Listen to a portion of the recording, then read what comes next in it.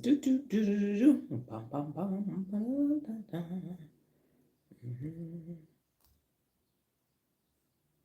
I don't know how I feel about that line behind my head. Okay. We can do that. All right. Kia ora es. It is half fünf. Das ist half fünf. Okay. It is 5:30. Let's do a little bit of housekeeping and get this party started. Number one, you will need note-taking materials. That's number one. Physical, virtual, do whatever you need to do so that you can learn best for you.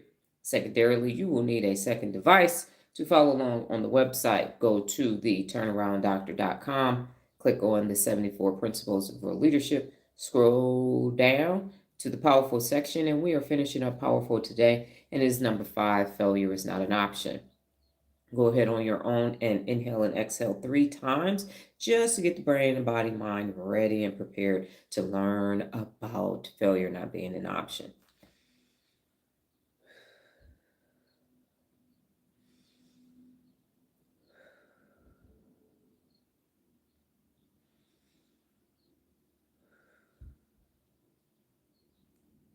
I am Dr. Donna Louise Thomas-Rodgers, daughter of Leslie Darnell Thomas, granddaughter of Arthur Jethro Evelyn II, and great-granddaughter of Levi Thomas.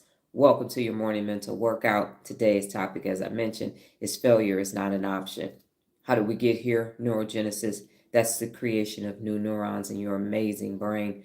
That then transitions into neuroplasticity, which is neural pathways being created in your mind. You add that to the theory of personal accountability as well as the 74 principles of real leadership, and you land at neuropability. That is your brain's ability to wire itself to use the 74 principles of real leadership to create unlimited neural pathways for you to be able to hold yourself personally accountable day in and day out to access your best day in and day out. All of this magic happens in the frontal lobe, and it is in the executive function, and that is known as the CEO of the brains. Without further ado, let's use the CEO of your brain today. Let's be the CEO, and let's use your brain today. Failure is not an option. I did an overview of all of the 74 principles of real leadership. Feel free to go to that playlist and start at the bottom, work your way up. Today, we are going to be talking about failure is not an option. Not only did I review it, but I'm going over each individual principle of real leadership and each individual word in each principle of real leadership so that you have a total understanding of each principle. Number one, in failure is not an option, is failure. And the definition of failure is this: the lack of success in achieving a desired goal, outcome, or objective. The lack of success in achieving a desired goal, outcome, or objective.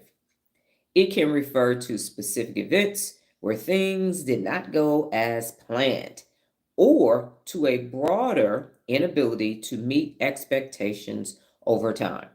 It can refer to a specific event where things did not go as planned, or to a broader inability to meet expectations over time. So I will use 2 examples. When I was in the 3rd, 4th, and 5th grade, I used to play academic games, and we would lose state every year. 3rd grade, we lost by 3 points. 4th grade, we lost by 2 points. And 5th grade, we lost by 1 point. My mother decided to move us out of the hood, so I never got to go back to play academic games again because my new middle school over further west did not have academic games. So that was just a failure for a specific event. Now, when I entered into my CTA high school, Cass Technical High School, located on 2nd Avenue, downtown Detroit, Michigan, I thought I was smart.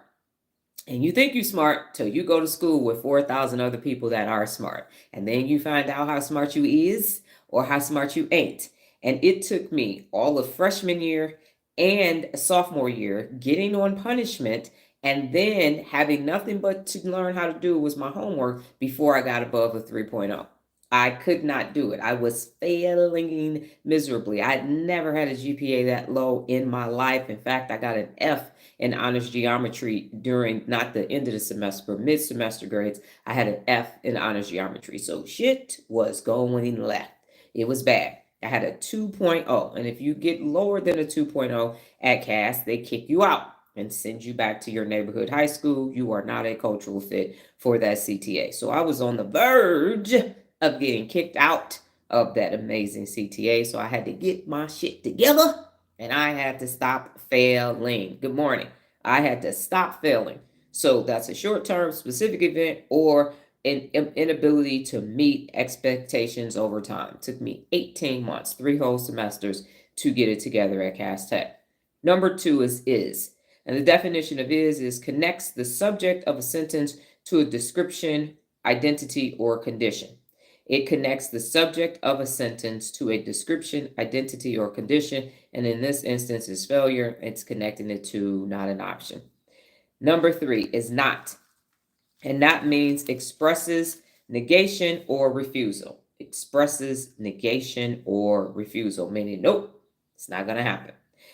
And the next one is number 4. It's A-N, and it is one or one sort of. One or one sort of. And then, give me 1 second. Okay, and then number 5 is option. A thing that is or may be chosen. A thing that is or may be chosen, and that is option. What questions do you have about the definitions of fear is not an option? Before I move on to why people don't avoid fear. Why do people avoid fear? What questions do you have?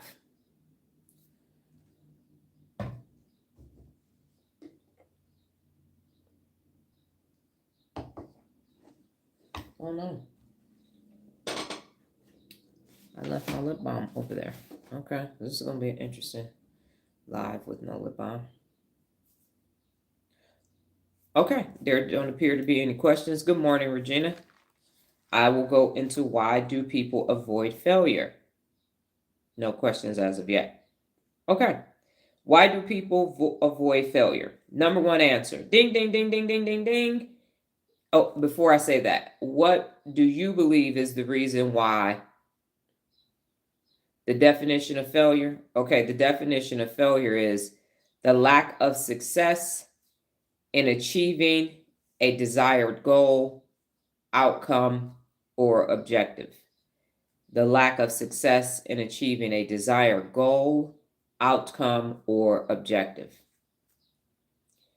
And then it can refer to a specific event. It can refer to a specific event where things did not go as planned. Where things did not go as planned, or to a broader inability, or to a broader inability to meet expectations over time. To meet expectations over time. That's the definition of failure. Kevin, that was the definition of failure. I can't find my lip balm. Did I answer your question, Kevin? That was the definition of failure. So failure is not an option is the principle of real leadership we're reviewing today.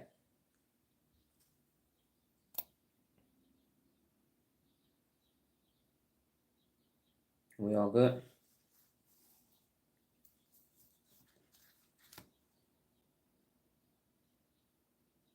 Okay. So why do people avoid failure? And I'm asking this to you before I give you the answer. Why do people avoid failure? And while you're answering, I'm going to go find my lip balm. Because I don't have it on my... Where is it?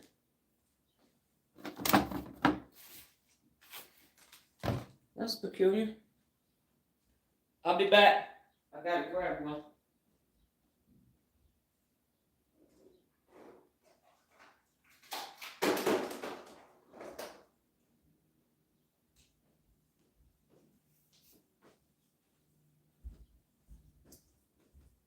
I can't find it. I have no idea where the other one went. So the question on the table is, why do people avoid failure? And this is why I have to clean my desk today.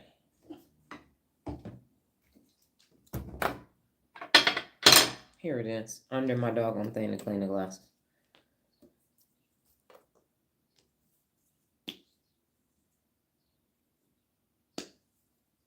I know what I'll do. I'll leave one on the desk and then I won't have to move it. Okay, Kevin, your answer is they feel that it exposes their weaknesses or makes them believe that they lack competence. Okay, got it. Yes.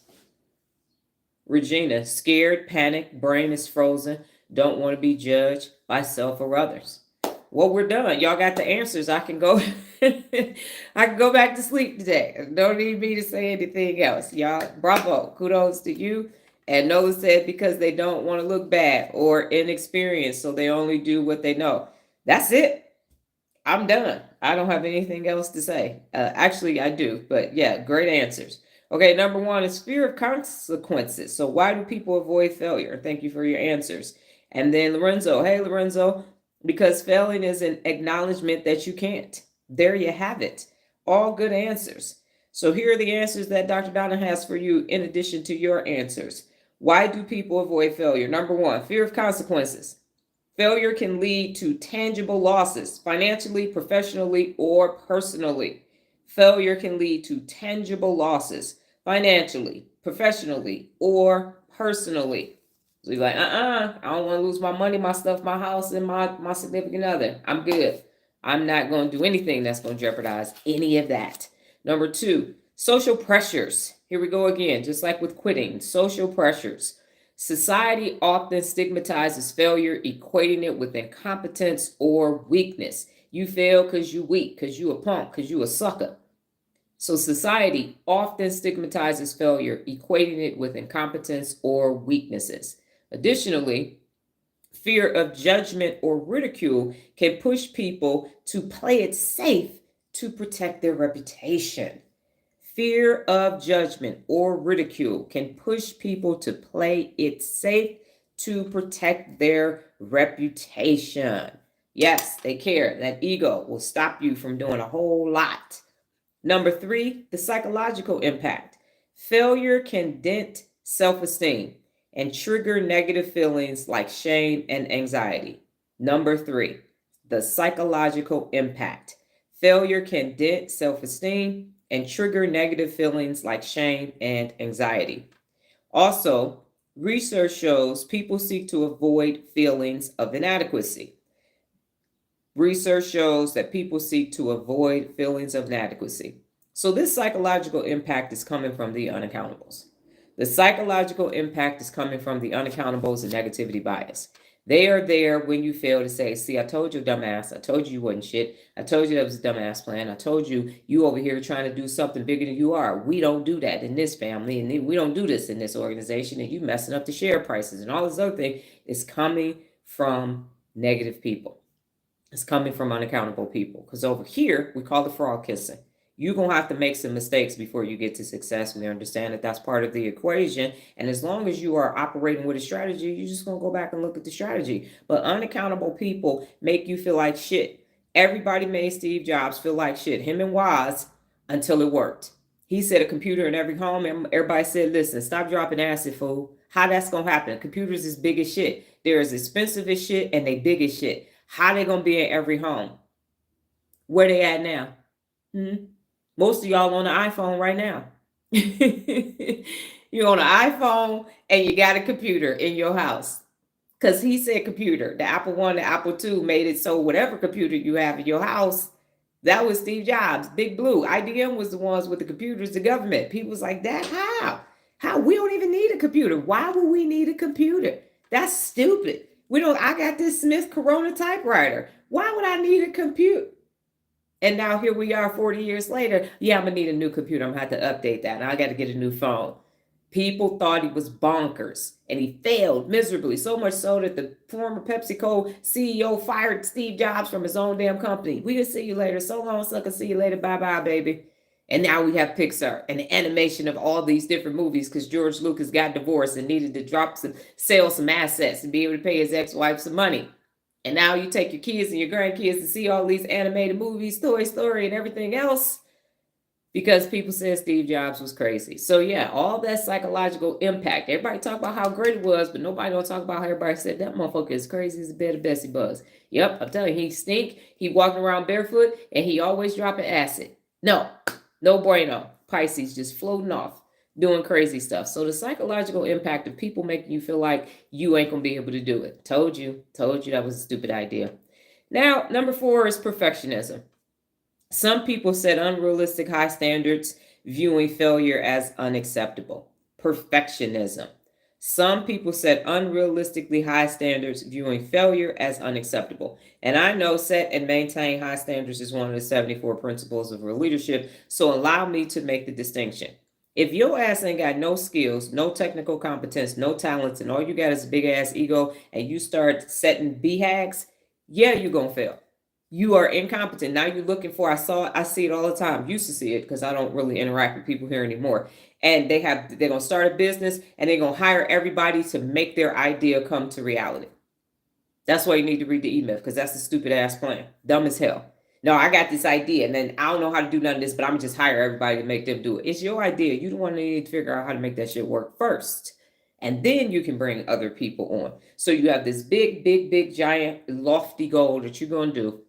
And it's unrealistic because you ain't got the skill set or nothing else. And it's not fake it till you make it and all this other stuff. No, you need to develop the skills in order to set and maintain high standards. When you got the skills and the technical competence, the knowledge, information, now you can set and maintain high standards. And this mindset for perfectionism, while motivating, it can paralyze actions if the risk of failing feels too great. So you got this big lofty goal, a computer in every home, but you don't have any background at all. Then you go, that's not going to work. So you say, fuck it, I'm not going to try. I'm not going to give it my best shot or anything at all. And you just use that as a reason to say, no, not going to do it. Number 5, cultural influences. We talked about this when we said quitters never win. This shit that Maslow said we need is the same thing that's killing us softly every single fucking day. Cultural influences. In some cultures and environments, failure is heavily penalized, reinforcing avoidance. I grew up in a family where that was the thing. You failed, you fucked up. What's wrong with you? You got a problem. And see, we told you, dumbass, not to do that. This is what to see. That's why you need to stay and do this. You out here trying to start a business. You're trying to go be an officer and everything. We are working class folks. And now between the doggone cultural influences and the negative psychological impact as well as the social pressure, you're just like, nope, I'm going to just sit here and ride my time out and do this regular job for 40 years and retire and die. That's what I'm going to do. And then loss aversion. So behavioral economics suggests people feel the pain of loss more acutely than the joy of gain. So that pain of losing is just insurmountable. And it doesn't matter if you have a small win. It's like, yeah, but this shit's been going left for 364 days. It don't matter that I went viral on 365th day. Look at how many days the shit went left.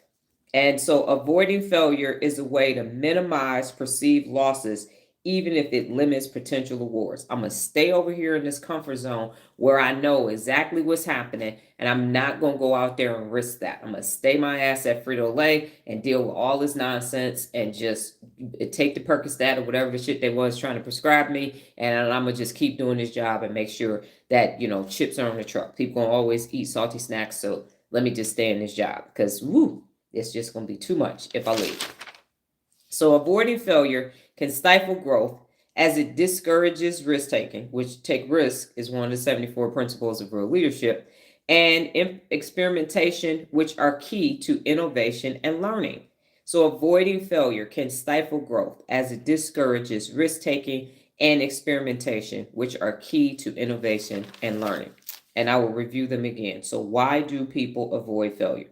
Fear of consequences, social pressure, psychological impact, perfectionism, cultural influences, and loss aversion. What questions do you have? Good morning, Sabrina. And I understand that you're driving. Have a safe trip to work today. And loss aversion. And so, having said all that, what questions do you have or comments And that means comments. Aha moments. Wow. What takeaways do you have about the 6 reasons why people avoid failure?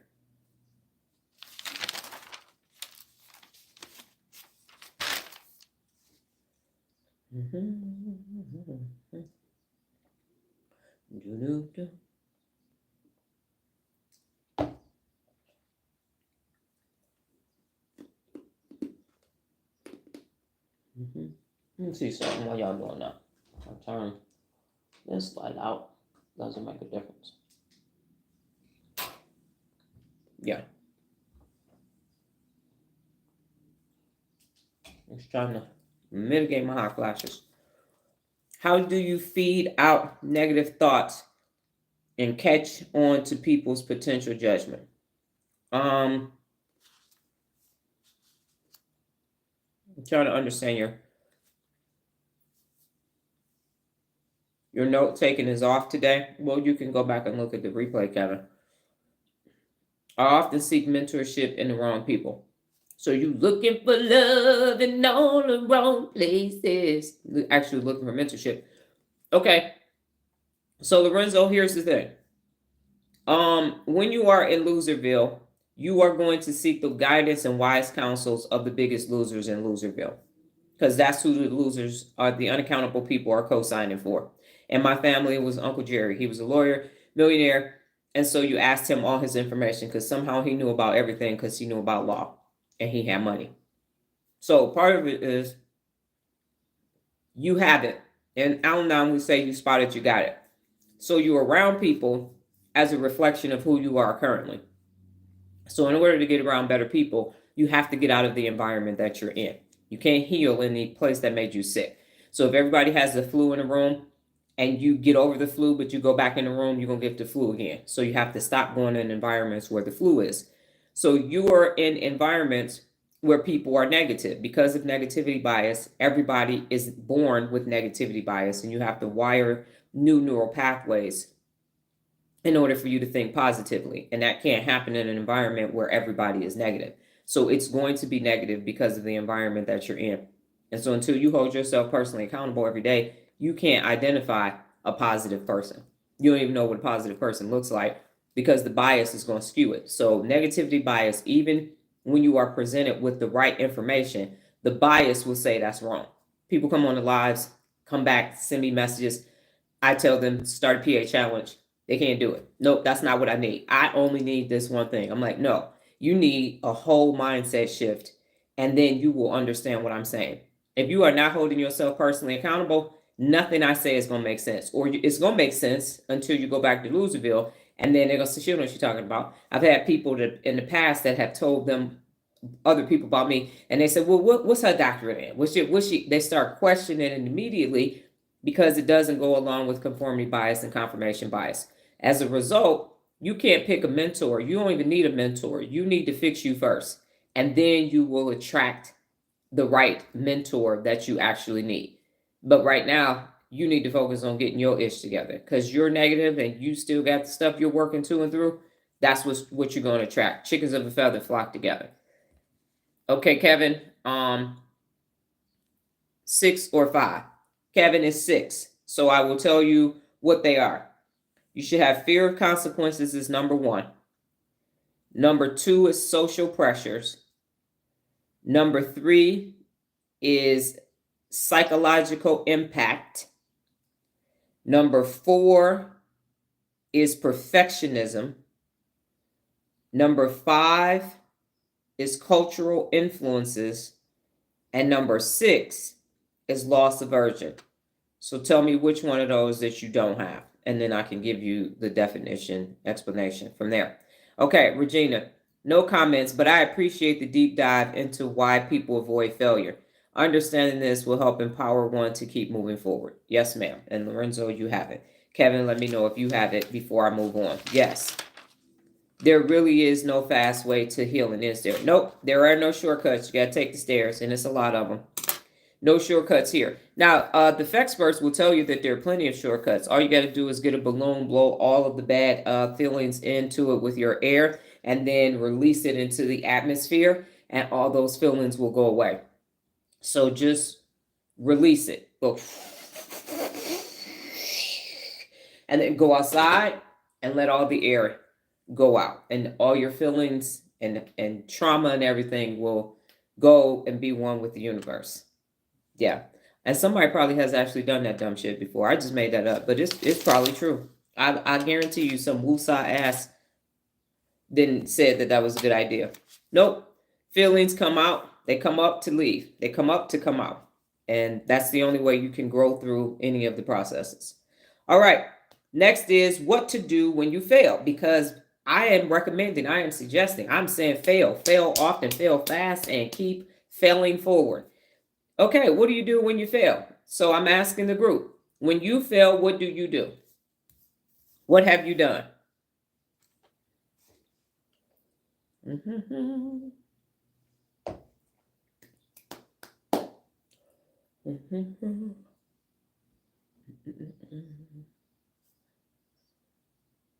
Question for you. And we are ordering today the My Brain is 90% Song Lyrics shirt because I realize it is true. I resemble that remark.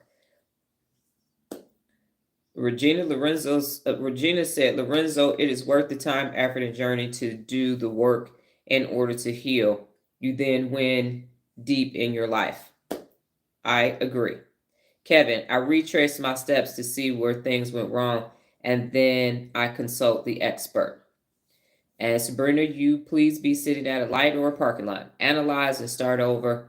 Understand my blind spots. Because y'all can ask Nola, I don't play with safety, boy. I will I will harm you if you are unsafe. No, I won't. But I do not play. I went through the military, Frito-Lay, never lost a soldier or an employee. And then food and beverage manufacturing in the military, that's kind of hard to do.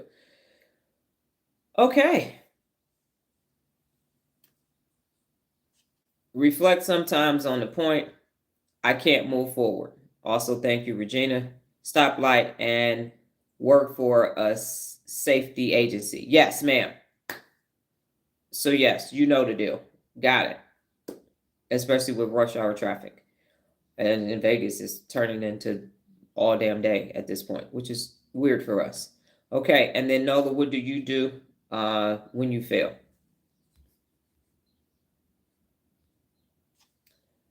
All right, and I know her, or potentially know her answer. So what to do when you fail? As Nola is typing hers up, let's move to the next one. What do you actually do? And so there are 9 steps to what to do when you fail. Okay, number 1, acknowledge and process your feelings about the failure. If you don't do that first, nothing else is going to go well. Why? Because as we talked to Kevin earlier in the week, and Kevin started doing his acknowledging his feelings yesterday, because yesterday was Wednesday, Regina said, when I fail, I take a moment to feel my feelings, then break apart the problem and look at things to change in order to get a different result. Got it. You took 6 of my steps, Regina. No. Great process. Great process.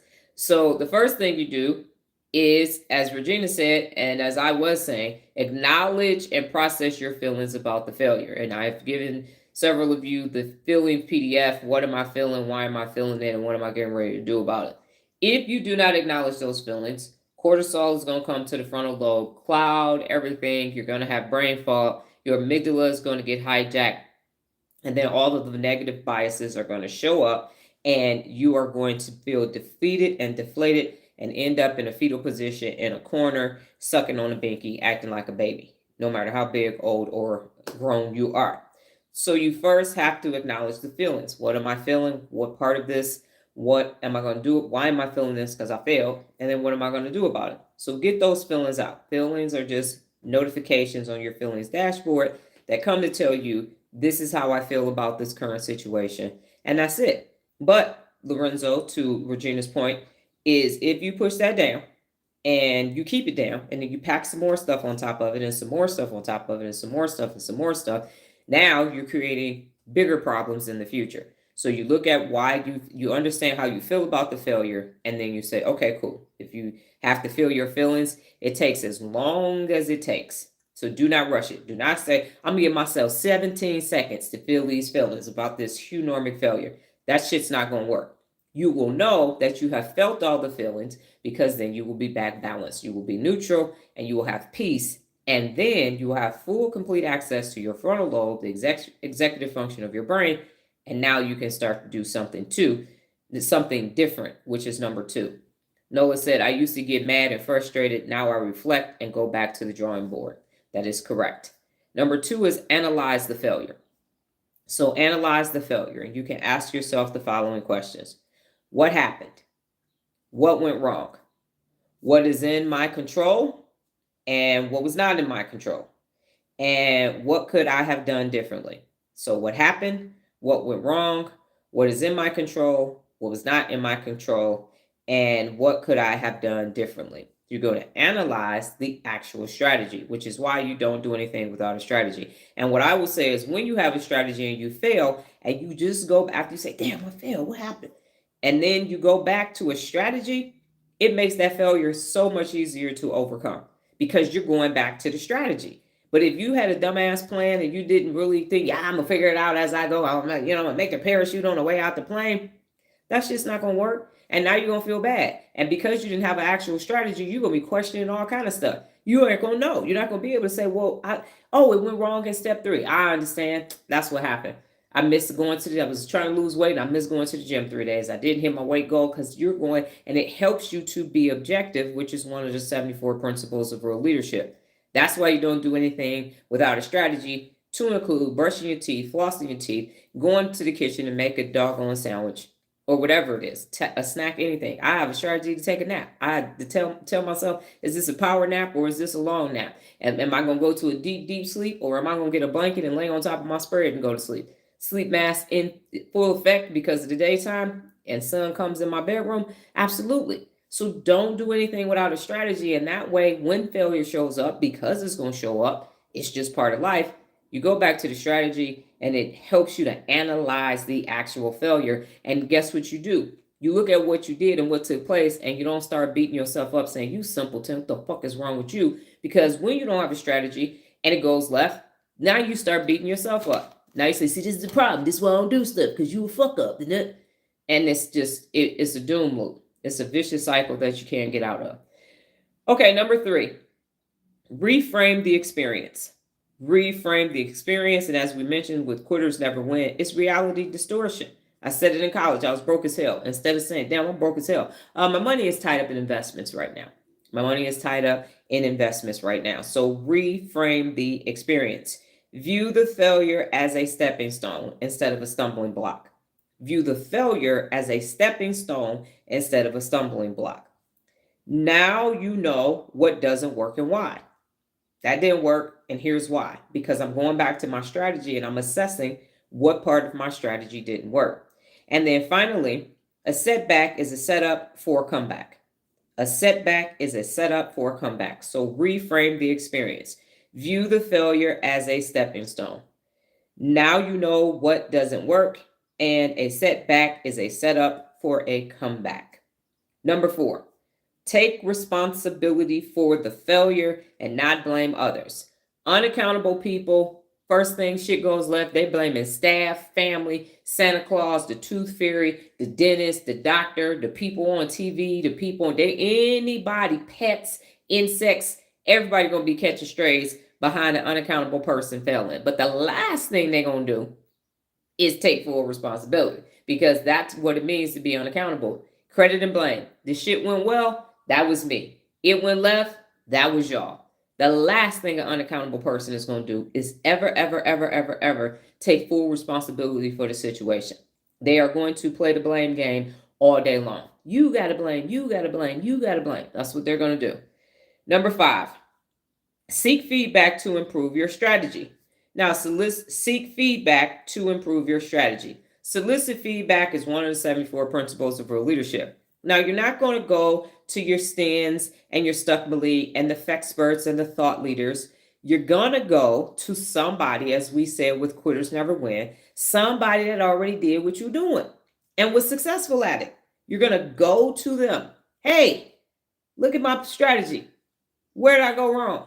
You're going to get feedback from them, and they're going to update it, and they're going to tell you about your performance or the behavior. They're not going to give you no constructive criticism because it's really destructive and it's not going to help you. So don't go to the experts, the thought leaders, the Stans and the Stuckmeleys, because you're going to be back to square one because they don't know either. Don't go ask an unaccountable person how to be best at best. If you want to be unaccountable, they're experts at it. Go ask them how to be unaccountable, but definitely don't ask them how to become your best because they don't fucking know. They are Lima Lima Mike Foxtrot. Look that up. It's an Army acronym. LLMF. All right. So again, number 5, seek feedback to improve your strategy. Now, number 6 is set small, actionable goals. Set small, actionable goals. Okay? And how do you do that and why? Because you're going to regain the momentum with achievable steps. So you're just going to do something small, something simple. If everything in the lab fell all on the floor because you had some catastrophe, just start, picking things up. I'm just cleaning the lab up today. I'm just clean the lab up. That's going to be good enough for me.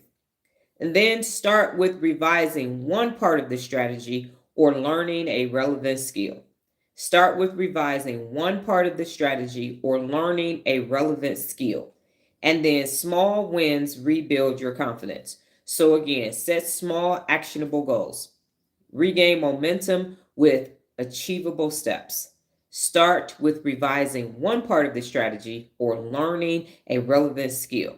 Small wins rebuild confidence. When Nola was first starting out in her business, she was not good in math measuring at all. And so things would be crooked when it was time to put it up. She needed to understand the different types of walls, drywall, sheetrock, concrete, and whatever brick, and understand that. And then we had to talk to Carl a lot at Home Depot to understand the different wall anchors and those things. So a small achievable win is you put that curtain rod up, you measured it, and it wasn't crooked. There you go. Now she has had as many as, I think, 13, 14 curtain rods in one appointment and 20 shades. So shades, blinds, and curtains all getting done and being in the perfect spot and all of that. But it took small wins and going and being on Khan Academy. So learning the relevant skill, having to go back through that 2nd through 5th grade math to get all those measurements in place.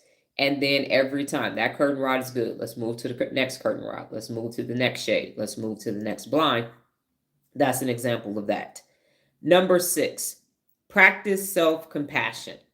Practice self-compassion. So treat yourself kindly. Be kind to yourself. When Nola was in elementary school, the anti-bullying campaign was be kind. Be kind. Treat yourself kindly because sometimes you are your worst critic. And that's no bueno, especially recovering from a failure. So treat yourself kindly by reminding yourself failure is part of the success equation. So practice self-compassion, treat yourself kindly, and remind yourself failure is part of the success equation. When I finally told my sister, come get your shit, fuck you, I'm not doing this no more, because she relapsed and left and was treating me less than a human being. On that day, on August 13th, 2013, I went into the cupcakery and I got a red velvet cupcake. And I gave myself credit for not killing her and unaliving her for 3 years and destroying everything that I built. And I just gave myself a lot of grace that day. And then on August 14th, I got up, set up a new website, did all my things, and started going for, well, what am I going to do now? But I gave myself compassion because it was a failing. I told her, I will work with you as long as you don't relapse and you don't leave. And she did. And so I had a choice to make. Once she relapsed and she left, I keep my word because that's one of the 74 principles of real leadership. I had to sever ties. Now, I was invisible. I didn't put all this effort and energy into her business and not into me. And I knew I was leaving. I just didn't know I was leaving on that day. So I had a 45-day timeline pushed up. I was going to leave on September 30th. But God, universe, and a higher power had a different plan for me. So, treat yourself kindly. Went and got the red velvet cupcake, and the rest, they say, is history. Number 8, learn a new skill or approach. So, learn a new skill or approach. Use the failure to identify gaps. Use the failure to identify gaps, and then continuous learning turns setbacks into growth opportunities. Continuous learning turns setbacks into growth opportunities. So I will use working with my sister as the example again. Because my sister wasn't actually following my career, the first thing she said when I severed ties with her is that you're going to go back and get a job. She didn't understand who I was and that I was the reason why everything was happening in her business and everything else, because I'm the one who got all the skills. She didn't. And that's why we are 13 years into this and I'm doing this and who knows what she's doing. So I identified the gaps and I said, okay, where are the gaps in what I did and how can I take and extrapolate that information and use it for my benefit?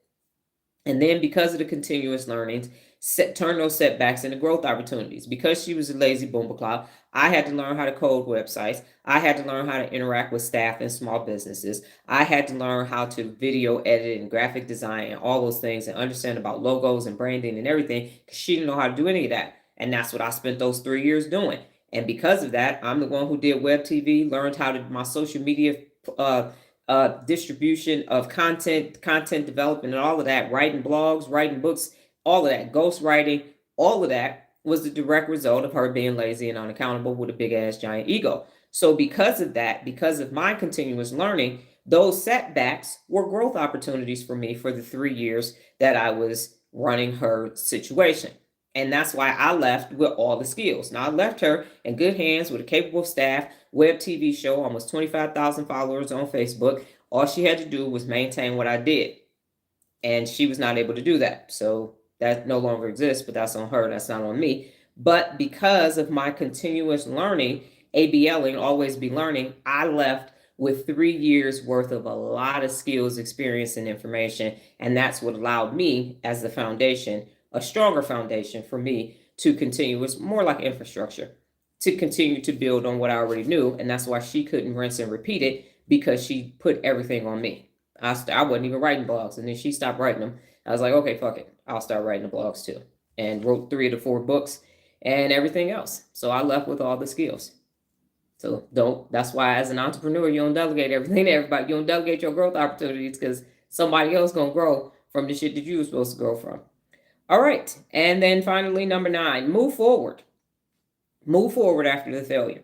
Create a new strategy with clear next steps, and then focus on what you can control and let go of what you can't.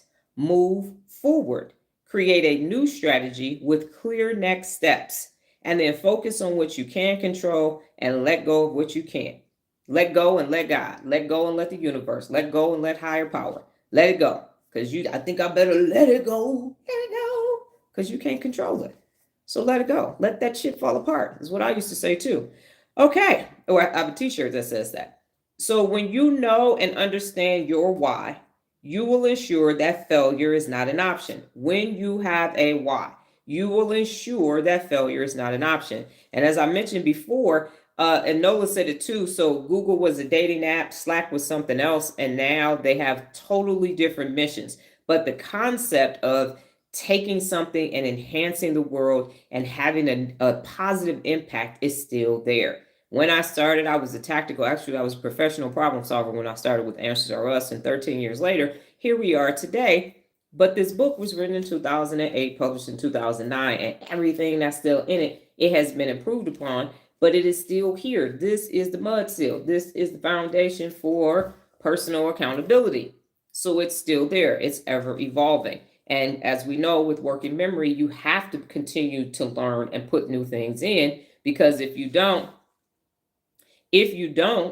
now you're going to be stuck in a rut and you're not going to be able to get your butt up. You're going to be stuck in the comfort zone. So what questions, comments do you have about what to do when you fail? I will review the 9 of them top level. Number 1, acknowledge and process your feelings about the failure. Number 2, analyze the failure. Number 3, reframe the experience. Number 4, take responsibility for failure and not blame others. Number 5, seek feedback to improve your strategy. Number 6, set small, actionable goals. Number 7, practice self-compassion. Number 8, learn a new skill or approach. And number 9, move forward. There are too many problem makers out there. It's based upon, and Nola had a post that was similar to that as well. And the reason why people create problems is because of negativity bias. And the brain is hardwired for that. You can't solve your problems when you have negativity bias because you are not in the frontal lobe and you're not in your executive function. And that's where problem solving takes place. So if you don't have that working memory and everything that you need to solve your problems in day to day up here with your rational thought, you're not going to be able to do it. Most people live down here in the temporal lobe, and that's where the limbic system is. That's where your feelings and memory and all of those things are. So people really live in a hijacked amygdala state, which means fight or flight, freeze or peace, and you can't think about anything. So it shuts off access to here, and now you're just doing all kind of irrational things. And you are self-focused because of your big giant ego. So what questions do you have? Comments? Remember, if you are thinking ... a nice little thinking emoji to let me know that YouTube is not disabled to chat. Lorenzo, I think I acknowledge enough is my fault. I need to change my view on the situation. I'm not very nice to myself. I realize that. Yes. All right. Regina has said, please review understanding your why. I got a call during this explanation. Thank you. Which section was that under? Understand your why. Oh, that's the end. When you know and understand your why, you will ensure that failure is not an option. So remember, part of don't do anything without a strategy is know your why. Why am I going downstairs to get a snack? Because I'm hungry. Okay, cool. But your why. My why for what I do on the daily basis is that I now know that people can't access their best because it's neurological. So on days when it feels like this shit is falling apart, I go back to my why. It's 6.8 billion adults in the world with negativity bias, confirmation bias, conforming bias, racism, sexism, and all of that. And it's neurological, and it's been passed down for thousands of generations. So my why is you just simply need to start holding yourself personally accountable, use Neuropability, and then this can all go away. That means future generations will not be having to sit in therapy sessions and go, and then my mama said, and then. So all of this pain that people, and all this negativity can just go away. We don't have to have it anymore. We don't live in caves anymore. So why do we still have negativity bias? And as I mentioned, we is the saber-toothed tigers. So if we can make saber-toothed tigers extinct, we can make negativity bias extinct. Okay. What questions and thoughts and interactions do you have for why, what to do when you fail? And remember, my simple request is ...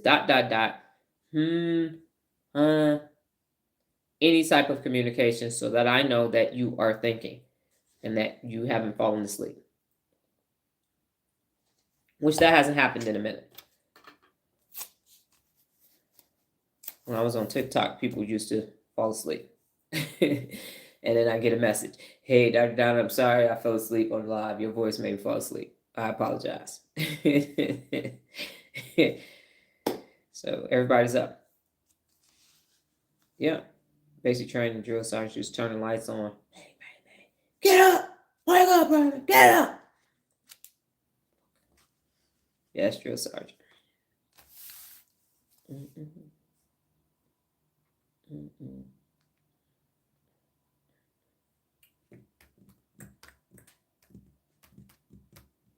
Then you say...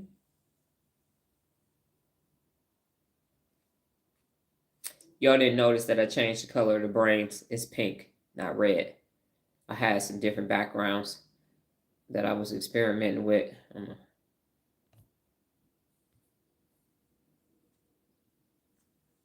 There we go with the blue. All right. Reframing the experience is a great life lesson. It is. Because if you don't, I am a reframer. I might not be able to frame a house, but I can reframe the hell out of a situation. I'm colorblind. I wouldn't notice. You can see the blue. Colorblind means red and green, right? Can't you see the blue?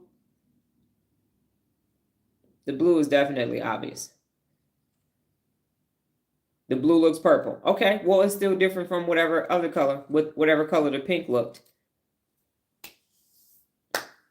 So what color did the pink look? Because I was told the colorblind people just see red, but so it's all the colors look different.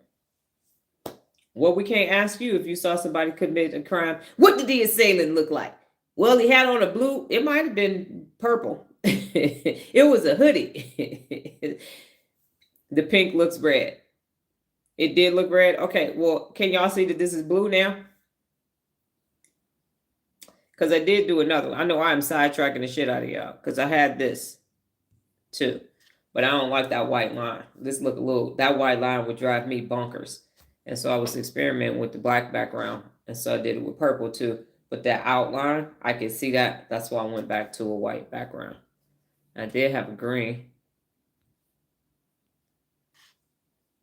And I don't really like the green either. So I like the blue, the pink, and the red. Got it. Now I know. The pink look red, orange. Oh my God, I'm blind. You're not, because you can still see it. It's just colorblind. All right. You like the purple? All right, cool. The blue looks blue. Roger that. I like the red and white. Thank you for that, Regina, as well. We noticed the color change, but didn't want to say anything because we knew it was going to come up, because you always have a plan and strategy. Got it. All right. So in summary, ladies and gentlemen, what are your thoughts about what to do when you fail? What are your thoughts about it? Because did you, and let me ask a different question. Well, no, because you all said it. You already had a strategy for what you do when you fail. I would just like to say that failure is not final and it can't be an option, because if it is, and unaccountable people use it as an excuse so that they don't have to do anything else. Well, you know, I failed in 1972, so I tried that didn't work. So I just said, I'm just going to go ahead and do this. That's it, forever. And the thing about failing and not answering your grill, the pink still looked red to me. I didn't notice the difference. Got it. Roger that. But the blue is very clear. You know blue, unless you're colorblind, then it won't matter. So the point is that failure cannot be an option for you on your road to being your best. It's just part of it. As soon as you say real leader math, failure is part of the success equation, then it's okay. And again, if you really think about the times that you failed, unaccountable people and their negativity bias is what made you feel bad. And part of it is because it made them uncomfortable. It made them afraid. And so they said, you bringing saber-tooth tigers to the house. Don't be trying to do all this new shit. You upsetting the apple cart. You making us uncomfortable. Quit. We want to be comfortable. And here you are being disruptive. So as a result, keep everybody stuck. Keep everybody in their hierarchy, in their caste system. And now we can all just sit here in our nice big giant ego comfort zones, and then we don't have shit. And unaccountable people don't want you to do anything, but then they want to benefit from everything. All these iPhone users and these computer users, some of us were live when Steve Jobs was saying this, and it's like, this is stupid, this is stupid. Hell, I thought Netflix was stupid. I was like, why would you take a video and then you could just go to Blockbusters? There are no more Blockbusters, but Netflix just broke ground on doggone, they about to make movie studios. So even I was guilty of it. So definitely fail to the point where you can succeed. People will look back and think I'm crazy for having these brain t-shirts on. But I found the answer through all the neuroscientists and the psychologists and everybody else. I said, this is why we can't get the best out of people. They study athletes and want to get the best out of athletes, but not people. And it's, oh, we just can't find good people, can't find good people, can't find good people. Yes, you can. Everybody with the brain has the ability to become a good people, a best people, because it is neurological. That's the issue. No one sat down and said, because the neuroscientists are still too busy trying to figure out who's going to get published. And they're not really looking at, because they look at the problems with the brains. The psychiatrists are literally just saying, well, here's your trauma, deal with your trauma. And I'm saying, why the fuck we still got to have trauma? We don't. So I'm a genius and I'm right. And I will go to my grave saying that. Now, Lorenzo, be kind to yourself, analyze, make a plan. And you can always go back to a plan, unlike negativity bias, which keeps you stuck. Yes. And switch plan to strategy, because word choice matters. Strategies are much more specific and you can go back to them.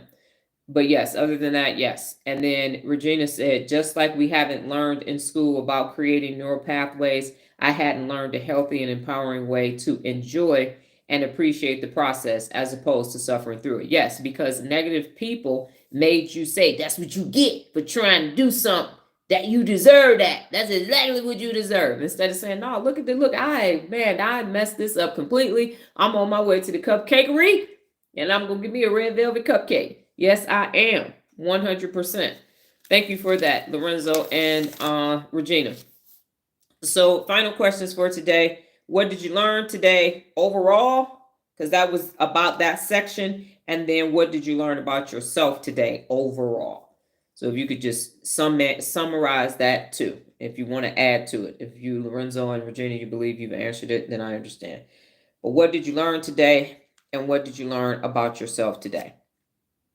And what I learned today is that failure is not an option and quitters never win are very much cousins in that process. They go together. And the reasons why people quit and fail and stop are very similar. And it all rolls back up into negativity bias. We're just going to blame everything on negativity bias. No, we're not. But a large portion of it is because of that. And the biases and the isms that come along with that whole topic, to include cognitive dissonance and all the rest of that. One day we all going to wake up and just be able to look at each other's brains and say, negativity bias, that's what you're in. You're sitting in there with your cognitive overload and now you want to quit, but you can't. Quitters never win. 74 principles of real leadership are the mud seal for your life, your adult life. And they work. So what did you learn today and what did you learn about yourself today?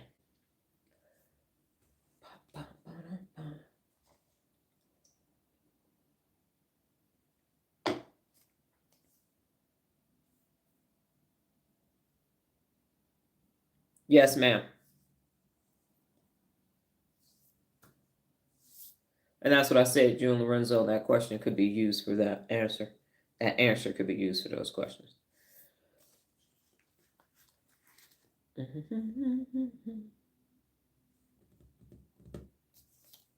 And then I do have a funny story. I meant to tell y'all that yesterday, but I went back on my tangent.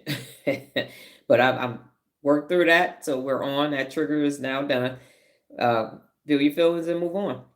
So the day before yesterday, which is today's Thursday, so Tuesday we had a second appointment, and it was to do an uplift desk. It was a simple uplift desk, no problem. We go, the gentleman whose desk it was, Nola and him break down the other desk, take it to the garage. We go in. It's 4 o'clock appointment. No, it's a 6 o'clock appointment. So it's spring, and the sun starts going down about 7:30, 7:45. We go in the office, and he gets ready to turn a light on. It's one of the new lights with the remotes and the lights and sensors and all these things. Smart light, basically. And it wouldn't turn on. It just kept blinking, blinking, blinking. Kept blinking. And he looked at the manual online and said if it blinks 7 times, it means this. That thing blinked like 15 times in 1 minute. So there was no problem solving for that. So he's trying to figure it out. We open up the blinds so that there could be sun coming in. But as we continue to go on, it's getting darker and darker. And it was a simple process, but you need light to put a desk together. So towards the end, we had like 20 minutes left. He brings us a lamp. It's a little bitty lamp like this big. And he says, not a lot of light, but it should help. And I said, okay, cool. When it gets dark, I'll plug it in. So we get to the point. Now it's tight, it's dark, the sun is going down, and I plugged the lamp in. It was an LED lamp. So it was white. I was like, we good. And then it turned blue, and then it turned red. Now, because the other light was flickering, I like we was at a disco, and now we got this lava lamp experience going on. Nola was like, I said, see, because she tells me every time I tell you something, you always go, ha, ha. I said, see, this is one of these moments. All we're trying to do is help him put his desk up because this is a smart home. Damn fan don't work. Light ain't working, so I'm hot flashes. He has to turn the air conditioner down, and then the piece of resistance is the little big lamp that's turning red and blue and green. And so we just went from the club to the club. I finally figured it out. You had to tap the bottom twice, and then he had a lamp. So once the desk was turned over, she had 2 lamps where she could finish the rest of the work. But that was funny. Here we are, like, yeah, okay, we got a little lamp. That's it. We didn't work with lamps those Home Depot lamps when you're working on construction sites. We could do this. So let there be LED light instead of just light. Kevin said, today I learned that a quitter has never crossed the finish line. Never, not ever. Never, not ever. In ever. And I actually have a graphic with that. So people little jiffies are running, and then there's one in the background That's not going to finish the race at all. Not going to finish the race at all.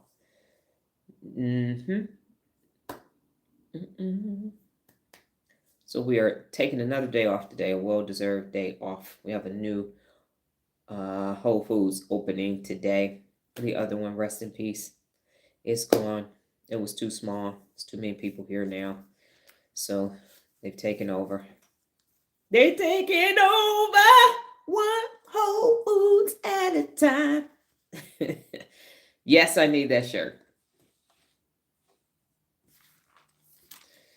And I have decided I'm wearing brain t-shirts. Kevin, you said it from the other day. Everywhere I go, even potentially with my suits, I will have on a brain t-shirt when I'm not working with Nola, because otherwise, how much I cut, all the graphics would come off with the boxes.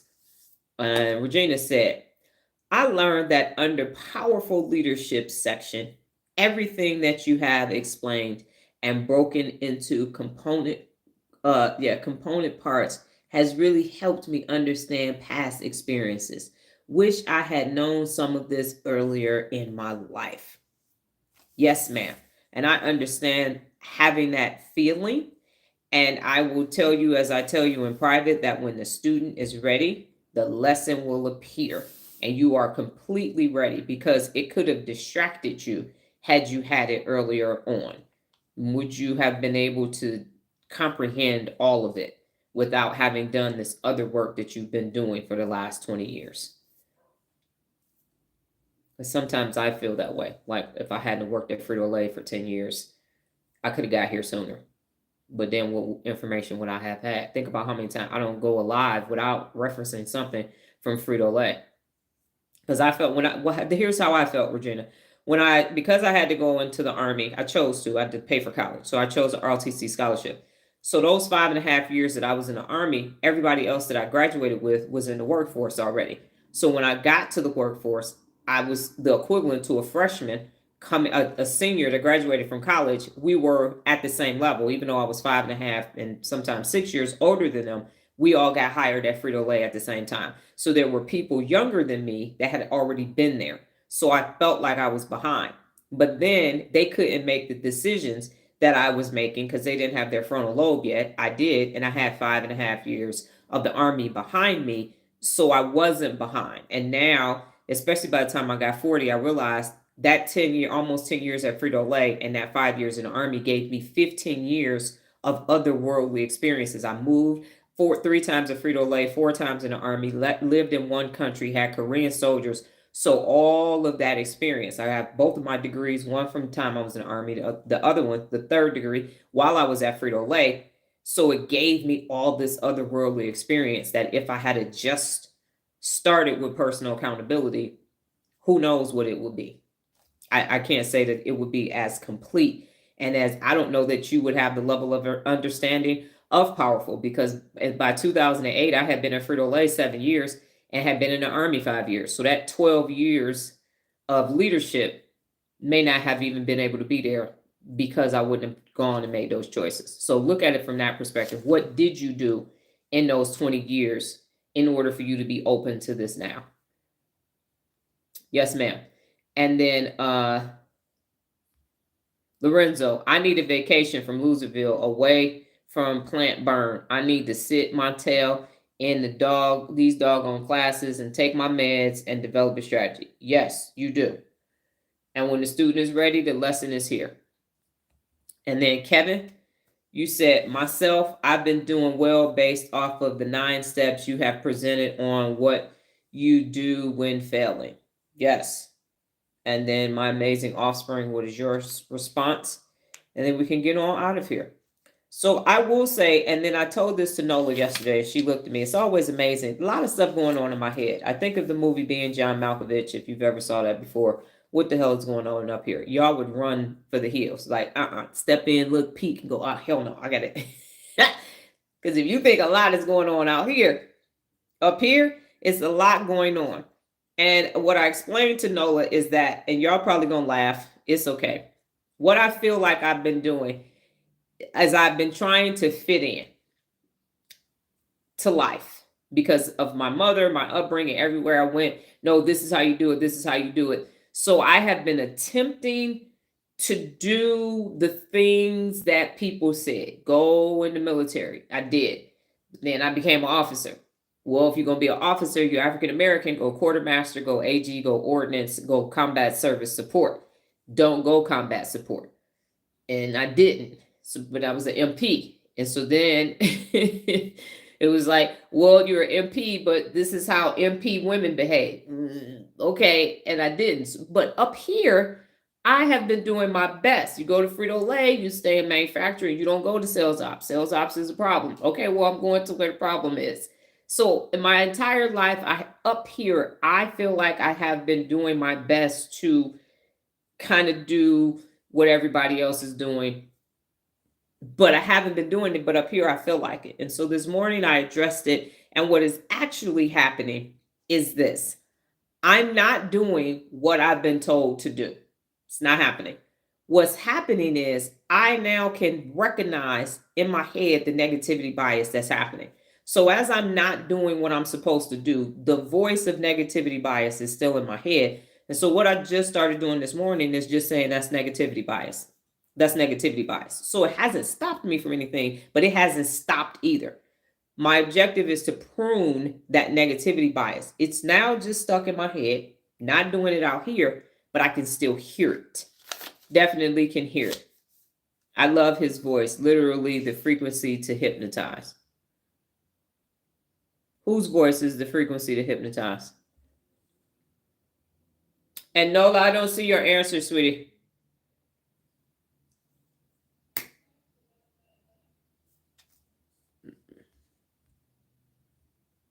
Yeah, it didn't show up. The last thing I have for you is I like the purple. There it is now. Oh, John Malkovich. Yes, got it. So anyway, what I'm saying, ladies and gentlemen, is as I know I am ahead of you all, but what's going to happen is neurologically, you're going to get to the point where you're not participating in negativity bias ever again. And then you have to literally prune the neural pathway of negativity bias. And that's where I am now, because I'm not acting on it. Y'all can't see it. Doesn't make any sense out here, but I hear it because it's been there, came here like that. So I am now working to prune that negativity bias. I learned about myself that I already knew a lot of strategies for failure. Okay.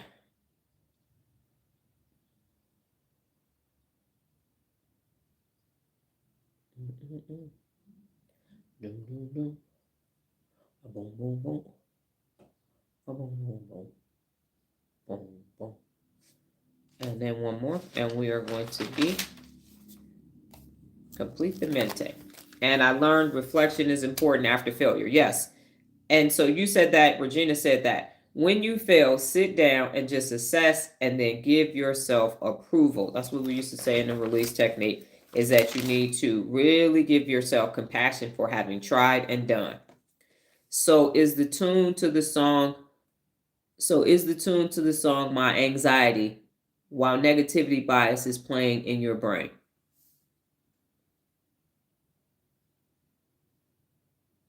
I don't understand. So is the tune to the song My Anxiety while negativity bias is playing in your brain?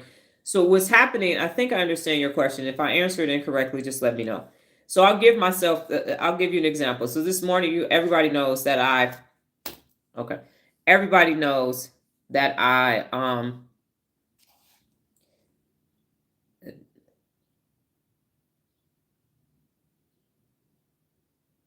well, Lorenzo, I'll answer your question in a second, but the Insta lives have changed. So what's happening in my head, and I'll explain it this way. When I wake up in the morning, I'm up at 3 preparing for the live. I do my 4 a.m. club post in KindMaster in the previous day. So then I just download them and I get ready to post.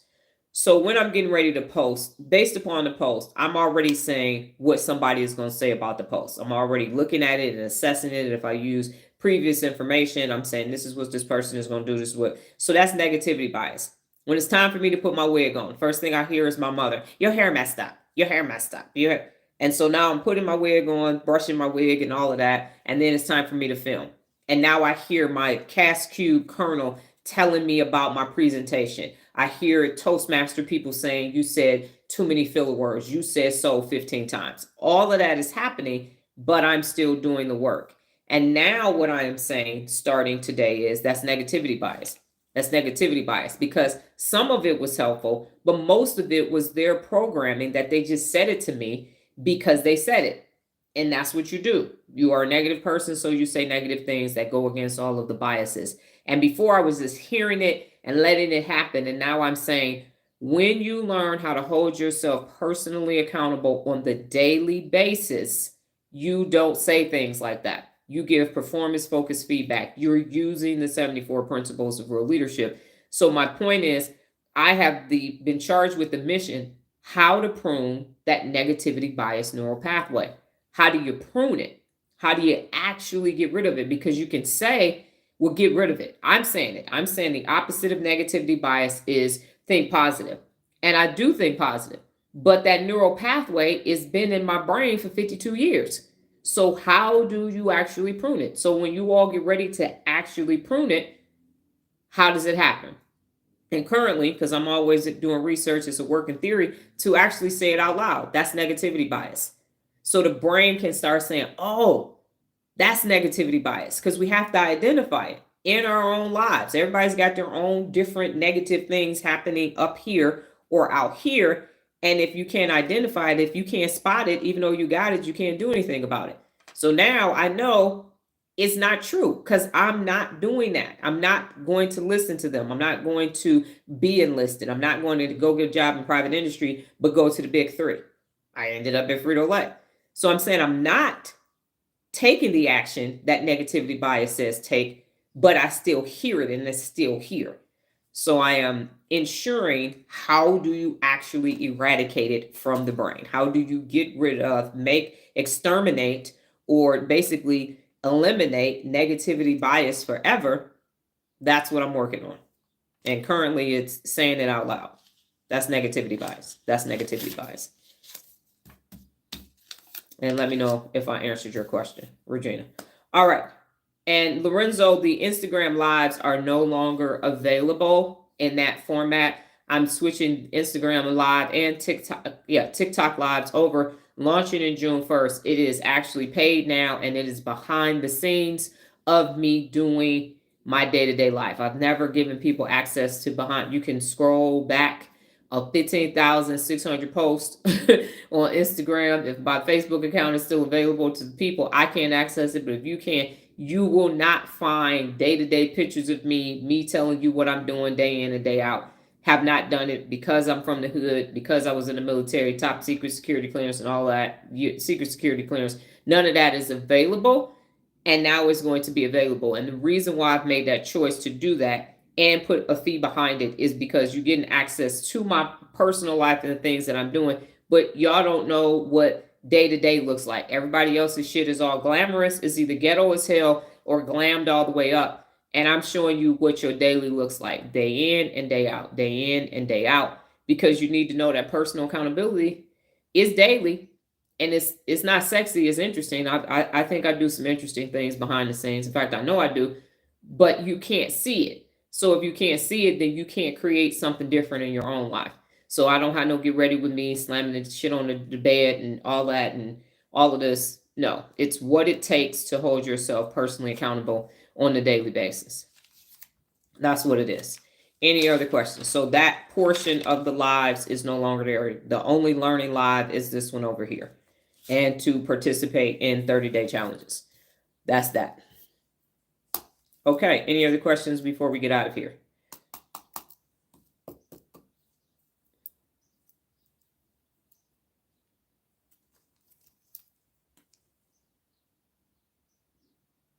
It's not sexy, it's interesting. Right, it's not, but it is. It definitely is.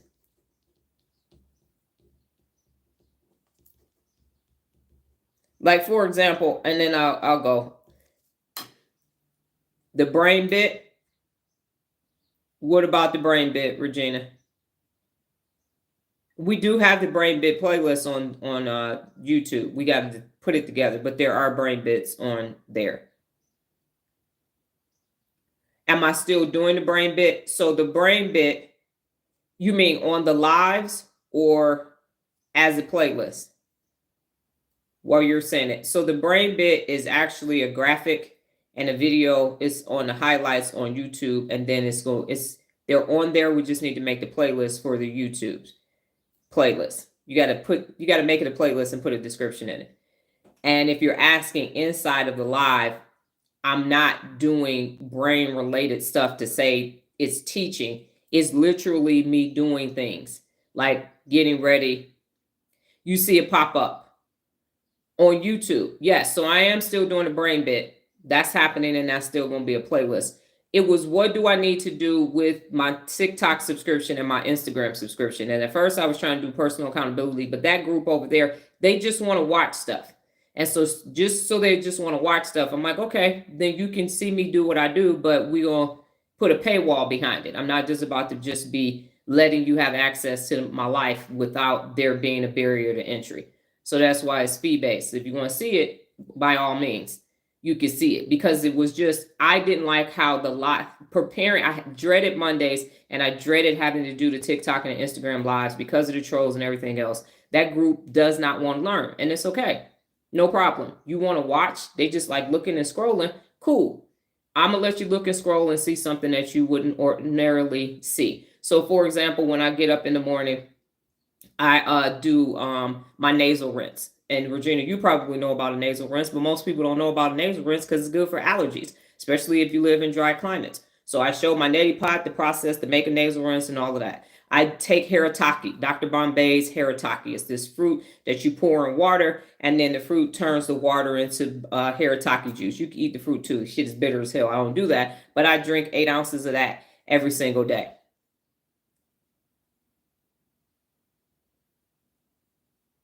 Yes. So that's where the brain bit will appear. And so that's what's basically behind the scenes. So I will launch it, show what's behind the scenes, and then give you a different perspective. So I shave my head, and that's why I asked Kevin what he uses. So I use a hairy razors, and I use the shaving cream from the Dollar Tree because it's got aloe vera in it. It doesn't irritate my scalp, things like that. So because I'm 123 pounds, my skin is soft. I don't take any prescription medication. So how does this occur? And it's in your daily. I make smoothies. And so my smoothie recipe is True Whip from Sprouts, orange juice, and frozen strawberries. And it's just those type of things that will be there because that's real leader life. Not that you need to do it, but to just give you yes, the nasal rinse. And a lot of people don't know that. So vitamins. And I will show you that I'm cutting up my oranges, but what is my snack in the morning? Just a different perspective. What is the day in the life of a real leader? Because as Kevin just reiterated, it's not sexy, it's interesting, and it'll make you see something differently. So I am for the first, and this is risk for me. It honestly and truly is, because I actually don't want y'all to see that shit. I gotta be honest. I'm like, show them what? Why the fuck? No, because they could take pictures of AI. No, so I'm getting over my notion of y'all seeing me in my daily life. There are no pictures of me and Nola on the internet of none of that. I've never been one to be posting all that. I'm like, y'all don't need to know all that. But how will you know if I don't show that, then all you have is this other stuff. So what does a real leader, real life actually look like?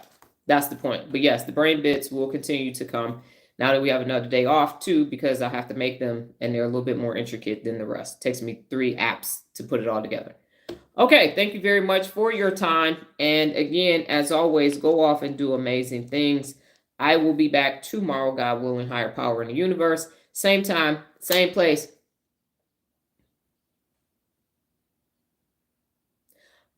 It's not that I'm going to let you see me without a wig. I do have my hat on. And the only reason why I haven't done it is because, Kevin, you have the ability that because of how your hair was gone, your whole head is smooth. So my hair is not back here. This is where I have hair at. I got a afro like George Jefferson and Homie the Clown. So when I shave it off, because of my complexion, it's like dark pigmentation. And so it looks diseased.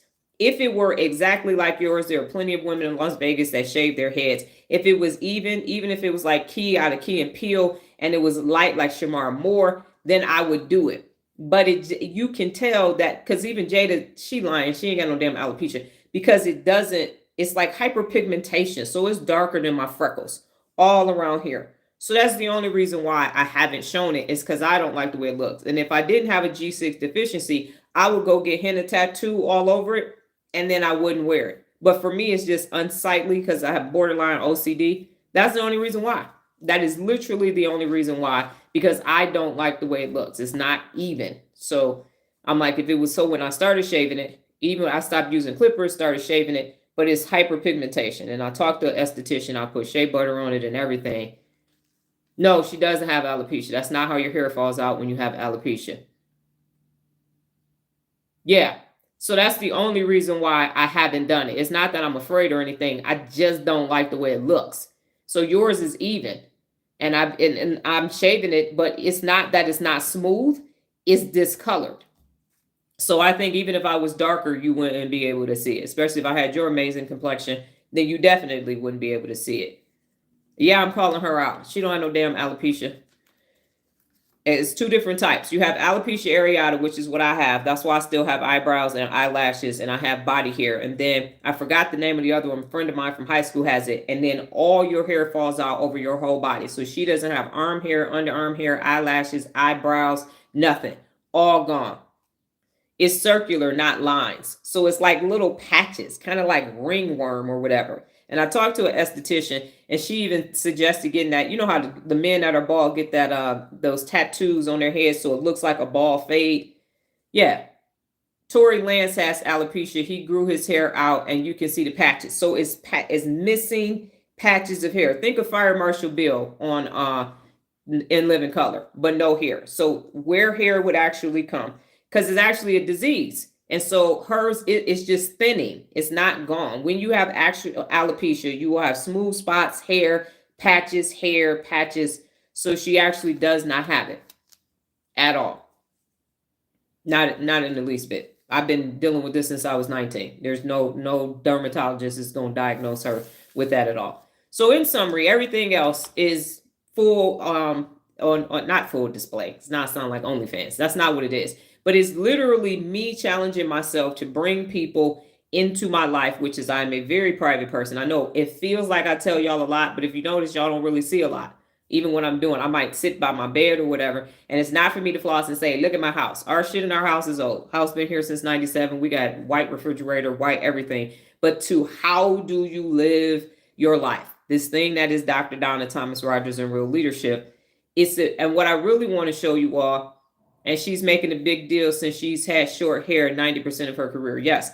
What I really want to show you is the simplicity of my life so that I can create these extraordinary, amazing things. You don't get the 11,300, 400 videos with a complicated life. So how calm and peaceful. I know you probably hear people at the golf course, but it's a very calm, peaceful existence. It really is. And that's what I want to display, not this dopamine, but this natural dopamine and serotonin, and get these hormones and these neurotransmitters naturally in your life. That's the whole purpose of it, to put a different spin on what's actually taking place and what's made available to you now. So I show my dinners, the meals that I'm making, and all that kind of stuff, because you don't really think Dr. Donna eats or makes food or any of that, or leaves her house or all of that. Now, I won't be showing appointments because of that's Nola's thing, and I don't like filming at other people's houses, but other things that we do, food for thought. Like I sleep in socks. And so before I took a nap, I have a video of me with my feet saying, do you sleep in socks? And here's why I sleep in socks and all of that. So just procedures and things that I do in my day-to-day life that I believe are interesting, or things that you just wouldn't think that I would be doing, I actually do. So that's the whole point. Launching it on June 1st because I don't want there to not be enough videos in there when you decide, or if you decide to be a part of it. It needs to already be things there, not coming soon, and then you go there and it's one video. You're like, what the fuck is this? So that's why I was supposed to do it in May. Then I said, no, it needs to have content already in there. All right, so thank you for your time. And yeah, God willing, higher power of the universe, I will be back por la mañana, and we will be starting on Innovative tomorrow because we just finished out Powerful today. And I will be back same time, same place. Safe space, different brain t-shirt. You all go off and have a fantastic Thursday. Take care. Bye-bye.